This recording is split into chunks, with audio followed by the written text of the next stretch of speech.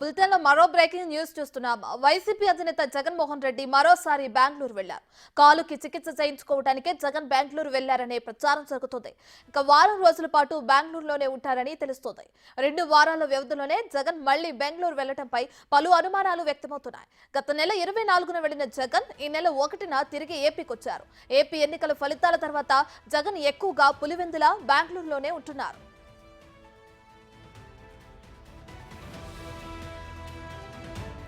ఓటమి తర్వాత తాడేపల్లి నుంచి జూన్ 22న జగన్ పులివెందుల వెళ్లారు.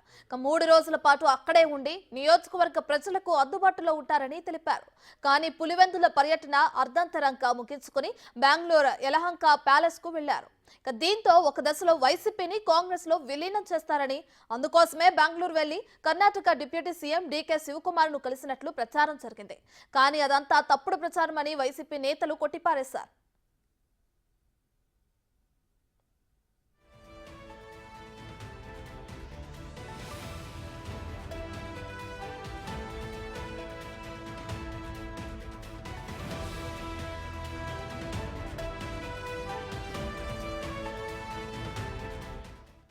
ఇదే అంశానికి సంబంధించి మరింత సమాచారాన్ని మా ప్రతినిధి శివ లైవ్ లో అందిస్తారు. రైట్ శివ, వైసీపీ అధినేత జగన్మోహన్ రెడ్డి మళ్లీ బెంగళూరు వెళ్లారు. అయితే దీనికి సంబంధించి చాలా కథనాలు తెరపైకి వస్తున్నాయి. కాలుకు చికిత్స అంటున్నారు, కాంగ్రెస్ లో విలీనం చేయడానికి అంటున్నారు. సో ఓవరాల్ గా దీన్ని ఎలా చూడొచ్చు అంటారు? మొత్తం మీద చూసుకుంటే ప్రస్తుతం వైఎస్ఆర్సీపీ ఆంధ్రప్రదేశ్లో చాలా విచిత్రమైన పరిస్థితిని ఎదుర్కొంటుంది.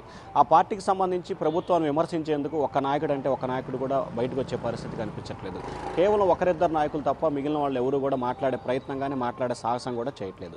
అలాగే ఆంధ్రప్రదేశ్లో ఉంటే వారి కార్యకలాపాలు ఇంటెలిజెన్స్ వ్యవస్థ ద్వారా ప్రభుత్వానికి చేరతాయి. ఇటు తెలంగాణలో ఉన్నా కానీ ఇబ్బందికరంగా కూడా జగన్మోహన్ రెడ్డి భావించారు. దీంట్లో బెంగళూరు అయితే జగన్మోహన్ రెడ్డికి సేఫ్గా భావించారు. అక్కడ ఎటువంటి కార్యకలాపాలు కొనసాగించినా, ఎటువంటి వ్యవహారాలు నడిపినా బయటికి పొక్కే అవకాశం లేదనేది జగన్ ఆలోచనగా కనిపిస్తోంది. ఈ నేపథ్యంలోనే ఇటీవల పలు కేసుల్లో నిందితులుగా ఆరోపణలు ఎదుర్కొన్న సజ్జల, మాజీ మంత్రి పేర్నే నాని, అలాగే అప్పిరెడ్డి, నందిగాం సురేష్, ఆళ్ల రామకృష్ణారెడ్డి, ఇట్లాంటి వ్యక్తులు, దేవినేని అవినాష్, ఇట్లాంటి వ్యక్తులంతా కూడా ప్రస్తుతం బెంగళూరులోనే మకాం మార్చినట్లు కూడా బెంగళూరు కేంద్రంగానే వారి కార్యకలాపాలు కొనసాగిస్తున్నట్లు కూడా తెలుస్తోంది. ఇప్పటికే దీనికి సంబంధించి కూడా పోలీసు అధికారులు సెల్ ఫోన్ సిగ్నల్ ఆధారంగా వీరంతా బెంగళూరు పరిసర ప్రాంతాల్లో ఉన్నట్లు కూడా ఐడెంటిఫికేషన్ చేసినట్లు కూడా తెలుస్తోంది.